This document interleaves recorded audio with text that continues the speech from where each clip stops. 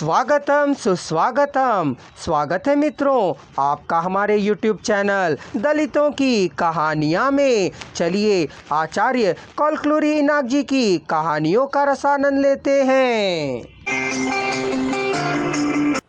पार्वतम्मा को इस प्रकार का सपना पिछले 25 साल से आता है। 10 साल से वृद्धि को प्राप्त होता रहा और 10 साल बाद सपना पूरा होगा। उसको मुख भूख एक अनुपम वरदान है, जो भी खाए हजम हो जाता है। बुज्जड़ू श्री कृष्ण परमात्मा की तरह होकर चक्र को घुमाएगा कर उसका विश्वास है।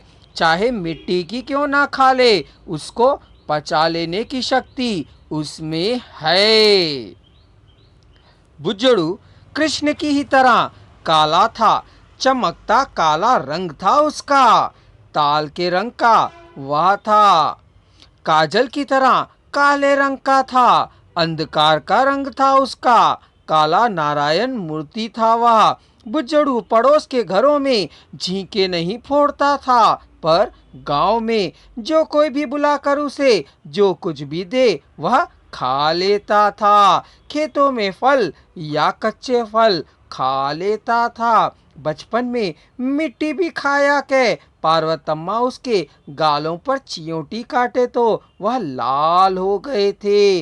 वह रोकर समझा बुझाकर मनाकर ठीक यशोदा माता की तरह उससे मिट्टी खाने को मना की तो उसने अम्मा की बात अक्षरशः मानी। फिर कभी चाहे जिंदगी में भूख लगे, रोना क्यों ना आए, मिट्टी नहीं खाई।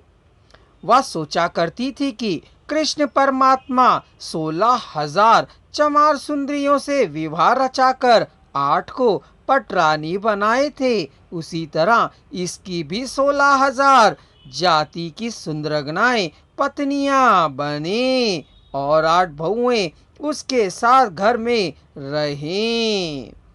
उसके लड़के के बच्चे पोते पोतियां परपोते परपोतियां इस गांव भर में फैले होने चाहिए। यह एक मधुर सपना था, एक पागल का सपना था। पागलपन की कहानी थी, वही कहानी बार बार, वही सपना बार बार देखना क्या समुचित है। उसका पति गर्मियों में काम के ना होने पर, खेती का काम ना मिलने पर गुंटूर के सड़क को चौड़ा करने से काम को करने के लिए चला गया था। बसवैया के लिए खेती का काम बाएं हाथ का खेल था। सड़क का काम उससे होता नहीं था। मिट्टी का ही काम है ना, कोई परवाह नहीं, सोच चला गया था। खेती का काम साल में 6 महीने ही होता था। बसवैया की जमीन अधिक ना थी, जितनी भी थी उससे वह तृप्ति होती थी उसे। किसी के भी काम को करने वाला वह चला जाता था। उसको काम के प्रति लगन थी, तंदुरुस्त था, चाहे कितना भी काम हो कर लेता था। वे 6 महीने पैसा कमाते हैं और 6 महीने खाते हैं। साल बीत जाता है, फिर शुरू हो जाता है। लेकिन तीसरे मुंह के घर में आने से समय से काम का भार भी बढ़ गया था और वह बड़े मुंह वाला था, बड़ा पेट वाला, पुराने जमाने के कुएं जितना बड़ा था। उन कुएं में चाहे जितना भी पानी छींटा जाए कम नहीं होता था। इसकी भूख चाहे जितना भी खा ले मिटती नहीं थी। बुजुर्गों को पेट भर खाना खिलाना एक बड़ा यज्ञ था।